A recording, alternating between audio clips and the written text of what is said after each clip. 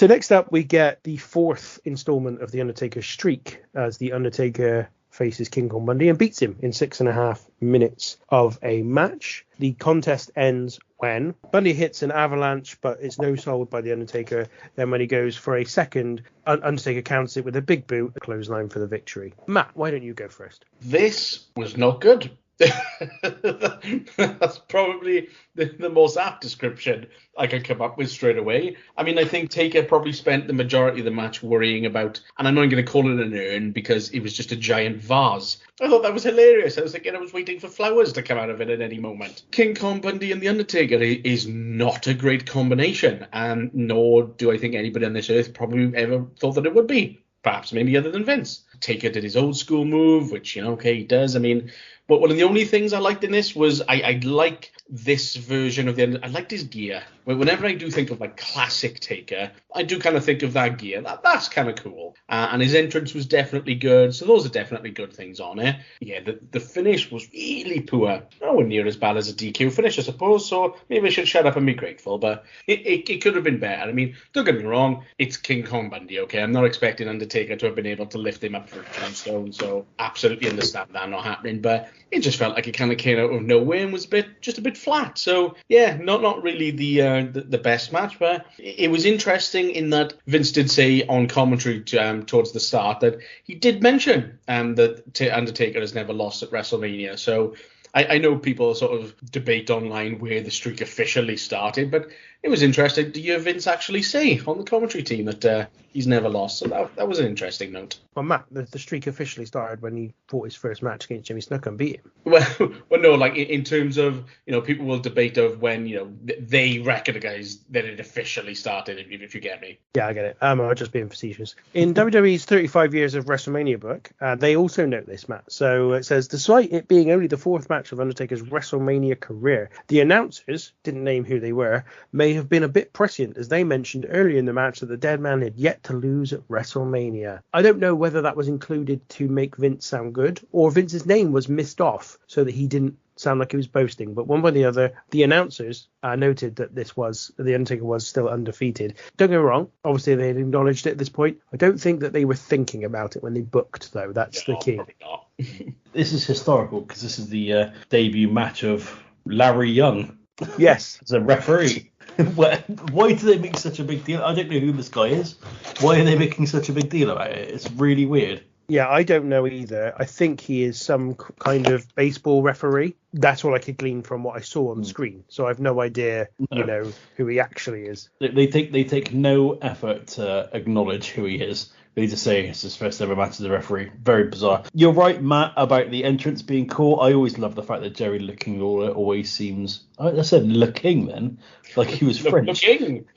Jerry Le King. He genuinely seems scared whenever the Undertaker comes down, which I've always quite liked. There's a bit where Todd Pettingill is interviewing some guy called Neil Anderson. Again, I don't know who that is, but Todd Pettingill's mullet is repulsive. And again, we've covered this in the Rumble 95, but the thing that upset me even more is that Todd Pettingill's got a headset and you can just see this little flappy hoop earring hanging out underneath it, which looks really sad.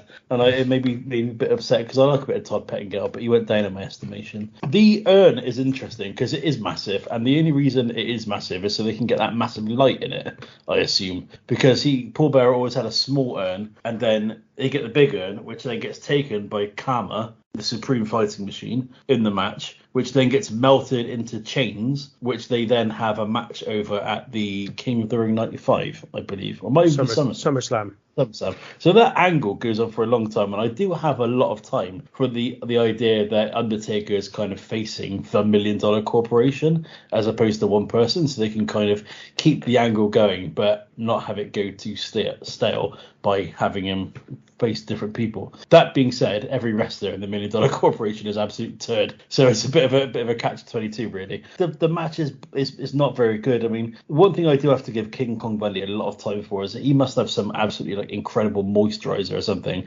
See, this is 10 years on, nearly, from WrestleMania 2, and he still looks exactly the same, so I've got to give him credit for that. But other than that, this match is not very good. Like you said, Matt, he goes through the spots, but the fact that it ends with a power slam, which in itself is pretty impressive, and then a clothesline, is really quite underwhelming. So obviously before, the Undertaker really incorporated the choke slam into his moveset, because that could be a feasible finish on someone the size of King Kong Bundy that wouldn't be too difficult. But yeah, not a great match for me. I've discussed about having issues with the Undertaker's kind of working style at this time, and I know there's a reason for it, but it doesn't for me make particularly interesting wrestling matches. And he's working against King Kong Bundy, so whilst I didn't love the match, it was kind of what I expected. So he did definitely use the chokeslam at this time, so I don't know why they didn't go with that. So a couple of things I've got to try and wrap up here because I wanted to hit a number of points. So first of all, the urn. So this goes back to Royal Rumble 1994. Yokozuna beats The Undertaker in a casket match. Undertaker rises to heaven, disappears. And then in the summer, the $1 Million Man claimed to have contacted The Undertaker and was going to bring him back to the WWF. Turned out to be a fake Undertaker. And when Paul Bearer brought back the real Undertaker, he had the big urn so that there could be a light that came out of the big urn through the arena, as if the Undertaker's spirit was returning back to the WWF. So that's why they had the big one with the lamp inside, because it fit that purpose. That's also the start of this feud, effectively, because that's why the $1 Million Man doesn't like the Undertaker, because he beats his Undertaker, and then that Undertaker's obviously gone. So then we get a sort of feud with IRS at the Rumble, where they show the clip of that as well before this match, and then you get the King Kong Bundy, and then you get Kama. I don't have a huge problem, Tom, as you said, with him sort of fighting the $1 Million Corporation, but the problem is he'd just done this with Harvey Whippleman, so they just had him, go from Kamala to the Giant Gonzalez, in the similar sort of vein, which had lasted for over a year as well. So it's kind of like, come on, give him something else to do.